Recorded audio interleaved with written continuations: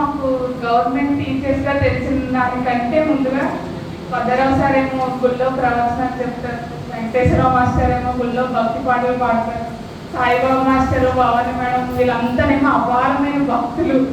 ఇంతవరకే తెలిసాను మాకు. వాళ్ళు టీచర్స్ అని మాత్రం ముందు మాకేం తెలిసేది కాదు.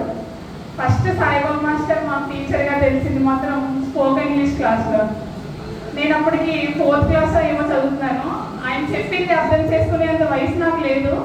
కానీ ఫస్ట్ టైం సార్ ఒక పదం బోర్డు మీద రాసి దీన్ని కరెక్ట్గా పలికిన వరకు నా చేతిలో అప్పుడు ఎంత ఉందో అంత మొత్తం ఇచ్చేస్తాను రా అన్నారు. ఆ రోజు ఎవరో ఆ పదం చెప్పలేకపోయారు, ర్యాండీము అనే పదం సార్. దాన్ని 4th క్లాస్లోనే మేము తెచ్చేసుకున్నందుకు అదొక గొప్ప ఆనందం అన్నమాట మాకు. అప్పట్లో మా ఎవరికి అంత పట్టుదల లేదు ఇంగ్లీష్ మీద. సో 4th క్లాస్ నుంచి 10th క్లాస్ వరకు సార్ దగ్గరే ఇంగ్లీష్ నేర్చుకున్నాను. అండ్ మా ట్యూషన్ పిల్లలందరికీ కూడా సార్ ప్రతి సమ్మర్ హాలిడేస్లో కూడా స్పోకెన్ ఇంగ్లీష్ క్లాసెస్ తీసుకునేవారు. మీరందరూ చెప్తున్నారు కదా, ఒక గురువు విద్యార్థి ఏదైనా సాధిస్తే చాలా ఆనందపడిపోతారు, అలానే వాళ్ళు మానసికంగా కూడా చాలా ధైర్యం చెప్తారని. మీరందరూ నా విషయంలో అదే చేశారండి.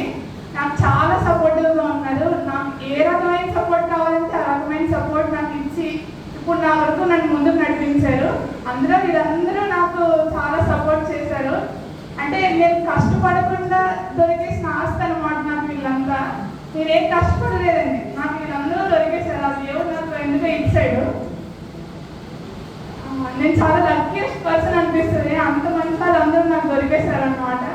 రీసెంట్గా మొన్న నాకు ఎంటెక్ సీట్ వచ్చినప్పుడు నా తల్లిదండ్రులు ఆనందపడటం వరకు నన్ను కన్నారు, పెంచారు, ఆనందపడతారు. వీళ్ళందరూ మొహాల్లోనే ఆనందం చూస్తే ఏంటి నా గురించి వీరందరూ ఇంత ఆనందపడుతున్నారని చాలా ఆనందపడుతున్నాం. అందులో ఒక ఇన్సిడెంట్,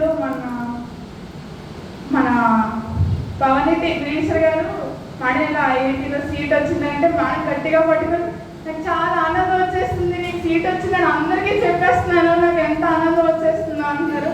అలా అందరూ ఆనందపడి నన్ను ముందుకు తీసుకొచ్చారు. సాయిబాబా మాస్టర్ ప్రతిసారి నేను కనపడినప్పుడల్లా ఎలా ఉన్నామా, నాకు ఏదో ఆరోగ్యం బాగోకపోతే ఇప్పటికీ ఎలా ఉంటుంది, ఎక్కడ చదువుకుంటున్నావు, ఇలా చేసుకో.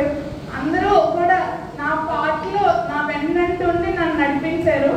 దానికి నేను ఎప్పుడు కూడా మీ అందరికీ కృతజ్ఞతగానే ఉంటాను సార్. నాకు ఈ అవకాశం ఇచ్చినందుకు చాలా చాలా థ్యాంక్స్.